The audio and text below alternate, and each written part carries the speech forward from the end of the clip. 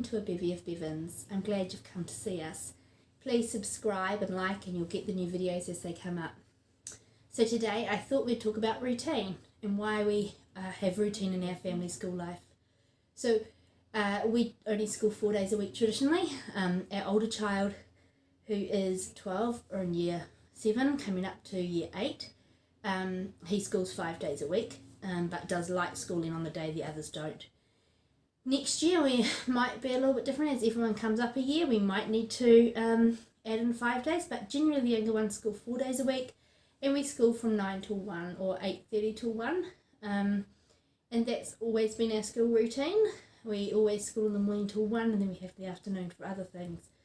So I'm going to talk about routine, and this is our current timetable and schedule, and I would like to add a disclaimer that we do not always stick to this. In fact, this is the goal, not necessarily what happens. So if I have a quick look at this one, it says that from 8:30 to 9:30 we do morning baskets, which I explained in a previous video. And then from 9:30 to 10:30 it's individual work. So that means that's language arts, Bible studies, reading, language arts, Bible studies, math, reading, some science, depending on who's doing what, but usually not. My oldest boy does science, and it's also geography or map work that's included onto that time. And so they do that for an hour, and that will be me with sitting at the table with them, helping them get through things. Generally I'm with the younger children, the younger two girls, and they need a bit more help, and the boys kind of come in and out when they need some help. Then in our family, morning tea is always 10:30, and sometimes we've done morning back time during morning tea, so I'll provide food and they sit around the table or on the couches or we're outside, and I'll read to them while they eat. Sometimes it just kills two birds with one stone in our family life, especially if we're trying to get out of the house at like 12 o'clock or something like that for an activity we're doing. Then we'll combine certain things. From 11 to 11:30 it's time where we do unit studies or some sort of combined activity. Usually it's a unit study, so this term it was focusing on maths, also on we do on mission, which is a little topical study about missionaries in different countries. So we're doing Guatemala at the moment, so that fits into that category. And then from 11:30 to 12:30 we do science or group work, and that's usually science is switched over with the girls. So I do it with two young girls, and then I do it with the two older boys. So the two boys might be doing some individual work catch up if they didn't finish earlier, while I'm teaching science with the girls. And then we'll do something else like art. Group work for us is art, or we might do a science block from a different science course.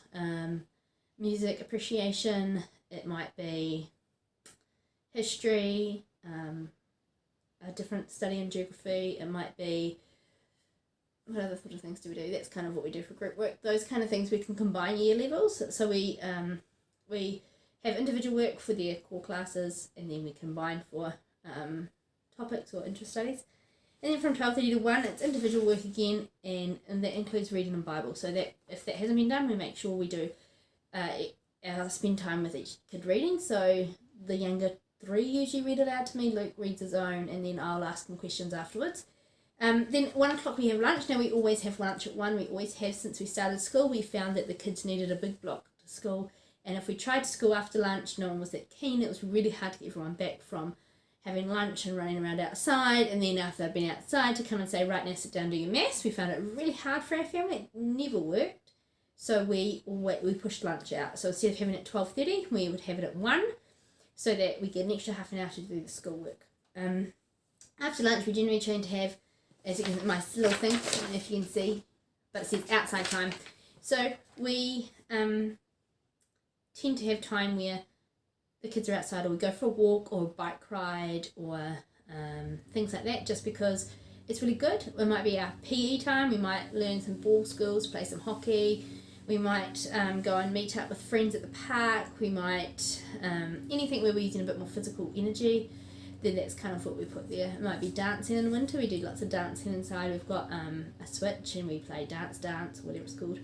Or YouTube clips have lots of cool kids dance videos, like exercise videos you can dance along with.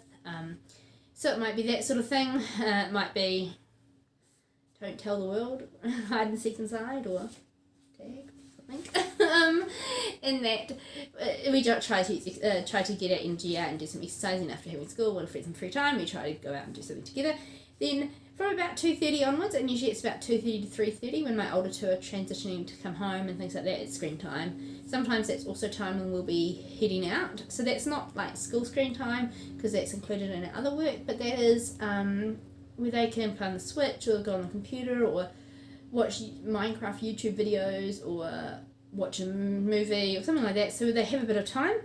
Then in the afternoon, so that can go from 2:30 to 4 if they're watching a movie, or usually 2:30 to 3:30. It depends. Sometimes we don't have any screens. It just depends on our day. So that's kind of a little bit flexible. And then it's afternoon tea roughly about 3:30, and then it's just kind of chill out time after that. It's hangout time. Dinner prep starts about 5 for me, and then between 5:30 and 6 it's dinner, bath, bed, family time, walking, that sort of thing. So that's our routine. At the moment, we've always kind of stuck to a routine in our family. We find that that the kids know what's happening. So we've had times where we actually start school at 8 o'clock. The kids are up and ready to go, and they get into their games, and it's really hard to pull them out, even if they know school's coming. And so it's really hard to pull them out. So one of the things we use to count down to different times, is this. It's called a time timer. We also use it. It helps some of our special needs children, which we're going to talk about later about this, times down. So if they're having a morning tea break and I say, well, you can go play for half an hour, then this turns and it just goes around, and when it times out, it just makes a lovely sound. See? And all the kids hear it, and they know that it means that. We sometimes time lessons as well. So if I feel like the kid's getting overwhelmed, then I'll go, okay, we're only going to do 20 minutes of maths today. And when that time's finished, you're going to finish up your question and put your maths book away. So we use it for timing subjects as well, or we might use it for saying you've got, this is how much screen time you've got left, or we're actually leaving the house and we're going out in this much time. And this timer works better for visual learners or children with special needs, which we have a few of. So this is a visual clock, so instead of them having to work out how long it's got to go, it counts down and the red disappears. So then it becomes really, really easy for them to see what time it is. And for kids with autism, or on the autism spectrum, it becomes that, well, the timer said that you need to get off, or the time's finished, so you have to do this. It becomes something, an inanimate object, to assume that role of timekeeping, which is kind of helpful when you have kids on the spectrum and they can tend to get cross at mum for saying it's time to get off things because they were really having a good time. But if they know the time is finishing, then that kind of removes it from being mum. So we find routines really helpful, especially for the younger ones. They know exactly what's expected of them. There's no kind of, oh, what are we doing today type thing. And so for us it really works. But like I said, we have routine, but we're very flexible in that routine, and that some days I can see at the start of the day that actually school's not going to work, and it's just everyone needs a break day. So we have adventure days, and we go to a park or to the beach or walk through the forest, our local forest, or we go visit friends, or we go to the pools, or we cuddle up on the couch and watch a movie together, or we read stories all day, and we cancel school and we say this is a let's do something fun day. We actually, when we first started school, we used to own school for 6 weeks and then have 1 week off, and that worked really well for our family. So we'd school for 6 weeks, have a week off, and then school for another 6 weeks, have another week off. So instead of doing like 10 or 12 weeks in a block, we'd halve it, and so whatever the school term was, we kind of would halve it and then we'd play from that. And so the kids still got the same amount of holidays. We just split it up because kids get really tired at the end of a long term and then they don't focus, and we wanted our kids to be focusing as well as they could for school to be achievable. And so that's one of the things we've always tried to attain, is achievability in school. So that means sometimes kids are just feeling like they need a rest. Sometimes we all feel like we need a rest. Sometimes we have a let's go down to the beach and discover what's in the rocky shore, and we'll draw some pictures and we'll discuss it and might read a book because I need a break from the house. Sometimes I just need to get out, and so we are flexible. So like I said, we school 4 days a week, so we genuinely keep the last day as a free day. because the younger children don't need as much schooling. Because we do school one-on-one, we can get a lot more done than in a public school system, and so we have that day where we have flexibility to go out and explore and do fun things. At the moment, our 2 younger girls are going to forest school on that day, but as of next year they won't be, because our circumstances have changed. Now that I can drive a little bit more and get around a bit more, we feel like we can do some more fun things together, and part of homeschooling for us is actually spending time together. So but currently at the moment the girls go to a forest school, and then the 2 boys and I might go down to the BMX track, or they might go for a bike ride. They're really enjoying biking down to the local river and skimming scones and biking back. So they go on their own little adventures, or we hang out with Nana for the day and go and do fun things as well. So it's nice for us to have a day. It gives me a bit of headspace as well. Like I said, now my older ones are getting a bit older.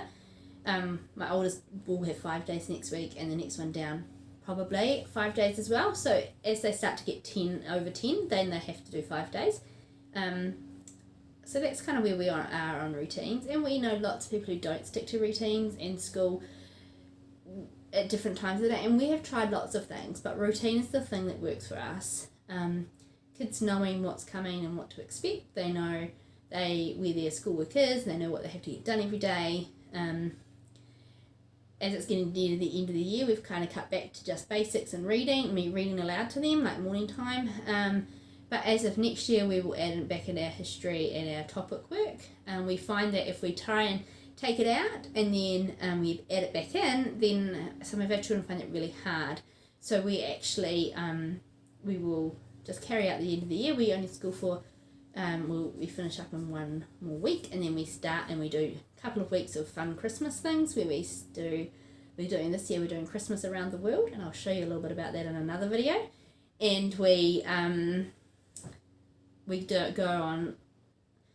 the Bevan Family Christmas Trail around our neighbourhood, reading stories and going to different locations. We wrap presents for the giving tree, we visit friends, we bake for the neighbours, we decorate the house. So Christmas for us is a really special time, and we find that by the time December hits, no one is focusing anymore. Everyone is tired and wanting a break, and so then we start school early in January. So in New Zealand, we get a 6-week holiday. We just start ours December and go to mid-January, because by mid-January, the kids are getting bored again and ready to start school, and I'm feeling refreshed and focused. So we kind of do it that way. This year we're going 2 weeks into December because we're going to have extra time in January because we're going on holiday. So that's us and routine. If you have any questions, or if you guys think routine is good or bad, please comment down below. I'd love to hear from you. But that's what works for us and our family. So nice to see you. Subscribe and like, and we'll see you again later. Bye.